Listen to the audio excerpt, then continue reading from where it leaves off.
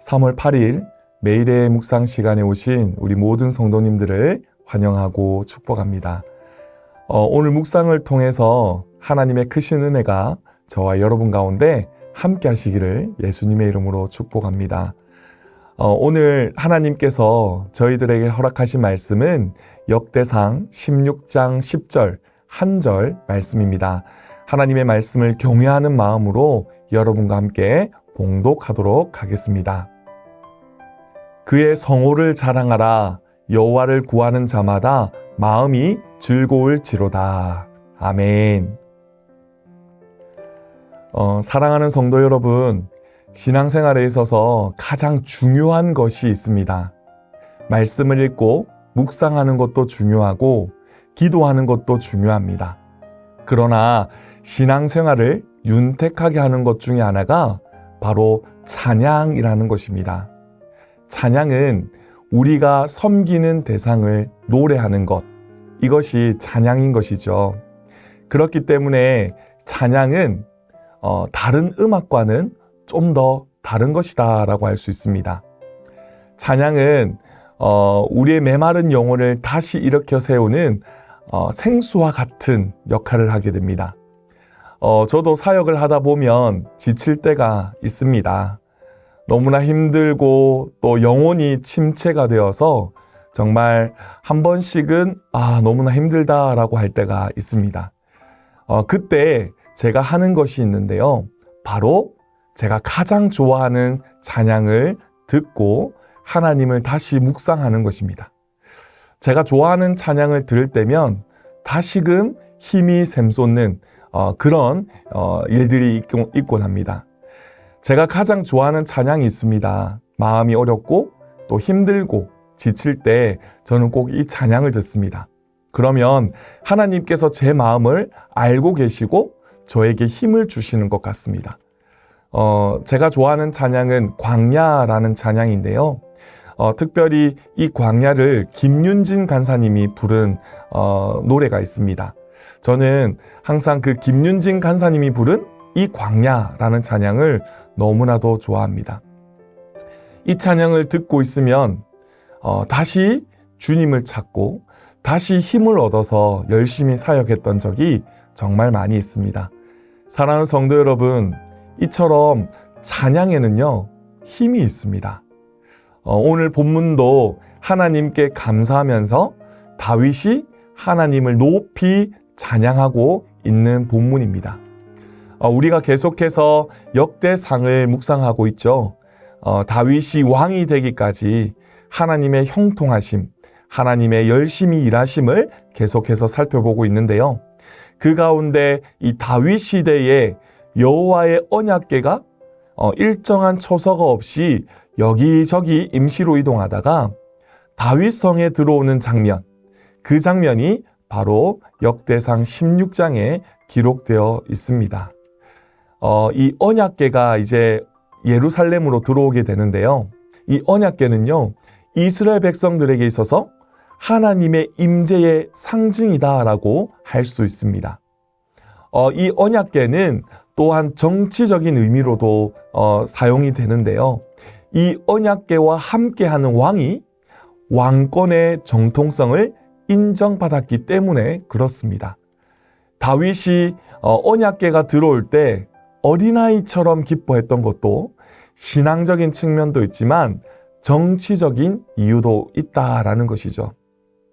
언약궤가 다윗과 함께 한다는 것은 다윗이 사울의 집안에 대해서는 이 반역을 해서 왕권을 차지했다라는 그 오해를 불식시키고 하나님께서 다윗과 함께 하신다는 사실을 온 백성들에게 선포하는 중요한 장면이 바로 언약궤가 이 예루살렘으로 들어오는 장면입니다. 다윗은 그래서 이런 기쁨을 표현하고 그 영광을 허락해 주신 하나님을 특별하게 찬양하고 싶어 했습니다. 그래서 다윗은 성가대를 조직해서 하나님께 찬양하는 것이 바로 오늘 본문의 한 소절인 것이죠. 오늘 본문을 세번역 성경으로 다시 한번 더 읽어보겠습니다. 그의 거룩하신 이름을 찬양하여라. 주님을 찾는 이들은 기뻐하여라. 다윗이 이렇게 찬양하는 것에는 어떤 의미가 있을까요? 조금 더 현대적으로 풀어서 이야기를 하면 오직 하나님만 자랑해라 라고 이야기하는 것이죠. 왜 다윗은 하나님의 이름을 찬양하여라 라고 노래하고 있을까요? 사랑하는 성도 여러분, 언약궤에는 아주 슬픈 역사가 담겨져 있다는 것을 아십니까? 이 언약궤 자체가 하나님의 임재를 상징하기 때문에 거룩한 의미로 우리가 생각하기 쉽습니다. 그러나 이 언약궤는요, 이스라엘 백성들의 치부가 담겨져 있는 그런 나무 궤입니다. 이 언약궤 안에는 3가지 물건이 담겨져 있는데요. 아론의 쌍난 지팡이가 있고 만나를 담은 항아리가 있고 그리고 십계명 2돌판이 담겨져 있습니다. 이 3가지 물건들이 상징하는 것은 거룩하다라고 이야기할 수 있지만 사실대로 말하면 이스라엘 백성들의 치부를 상징하는 물건들입니다. 아론의 쌍난 지팡이는 어떻습니까? 하나님께서 세운 이 지도자인 모세와 아론의 권위에 대해서 대적한 백성들로 하여금 하나님께서 직접 모세와 아론의 권위를 인정했던 물건, 그 대표적인 물건이 바로 싹이 난 지팡이였습니다. 당시 모세와 아론에 대항한 그것은 곧 하나님께 대항한 것과 같은 것이죠. 그리고 만나는요, 이스라엘 백성들의 불평을 상징하는 물건입니다. 하나님께서 광야에서 그 은혜를 베푸심을 상징하는 것이 만나인데 백성들은 이 은혜를 잊어버리게 됩니다. 그리고 또한 십계명 이 2돌판은요, 금송아지 우상을 이스라엘 백성들이 만들면서 하나님을 대적했던 아주 상징적인 물건이기도 하죠. 이 3가지 물건이 이 언약궤에 담겨져 있는 것 자체가 바로 하나님의 은혜다라는 것입니다. 왜냐하면 이 죄악을 상징하는 이스라엘 백성들의 치부를 대표적인 상징하는 그 물건들이 이 언약궤 안에 들어가게 되면서 하나님의 보호하심 속에서 모든 것을 용서하시는 하나님의 은혜를 이 언약궤를 통하여서 깨닫게 되는 것이죠.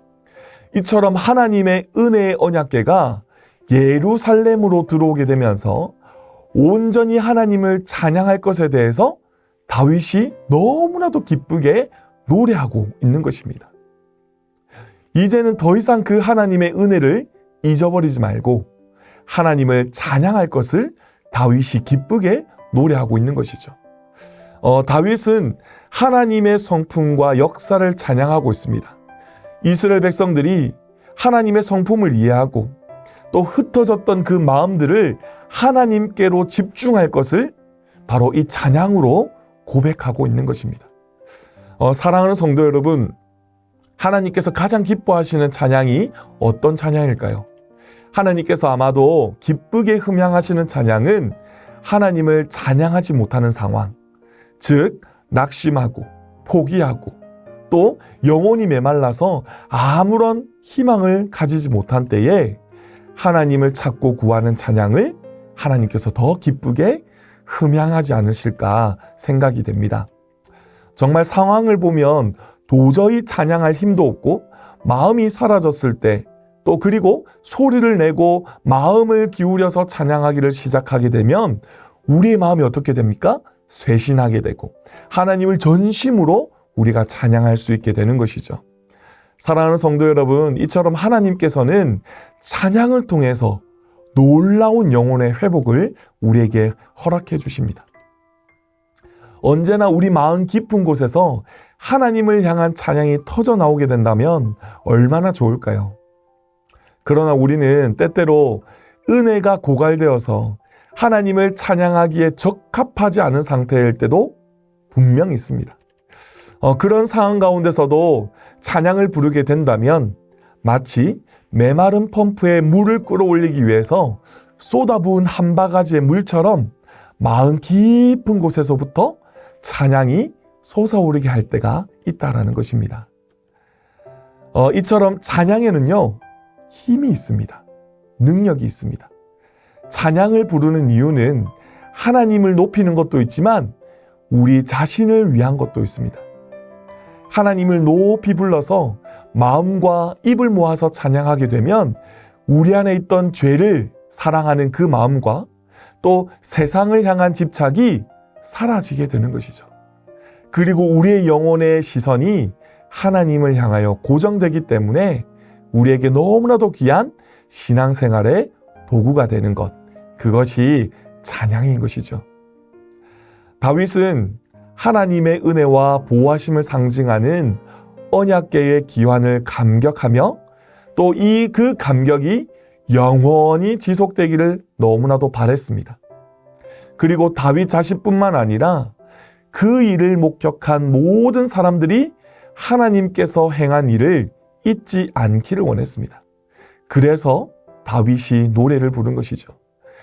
그래서 하나님의 거룩한 이름을 온 백성들과 나라에 자랑하고 있는 것입니다.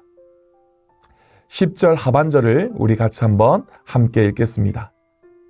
여호와를 구하는 자마다 마음이 즐거울지로다. 하나님을 찾고 구하는 자마다 어떻게 된다고요? 마음이 즐거울지로다 라고 말씀하고 있습니다. 하나님을 찬양하는 자마다 마음에 기쁨이 생기고 회복이 된다라고 이야기하고 있다라는 것입니다. 사랑하는 성도 여러분, 오늘 여러분의 삶은 어떻습니까? 매일 반복되는 일상 속에서 지치고 외롭지는 않습니까? 여전히 내 힘으로 안 되는 상황 속에서 혼자 지쳐 쓰러져 있지는 않으십니까? 사랑하는 성도 여러분, 하나님의 거룩한 이름을 찬양하고 구할 때 하나님께서 반드시 이겨낼 힘을 주신다는 것을 믿으시기 바랍니다. 오늘 여러분이 가장 좋아하는 찬양으로 하나님을 찾고 구하시기를 바랍니다. 그때 하나님께서 여러분에게 힘 주시고 능력 주실 줄 믿습니다.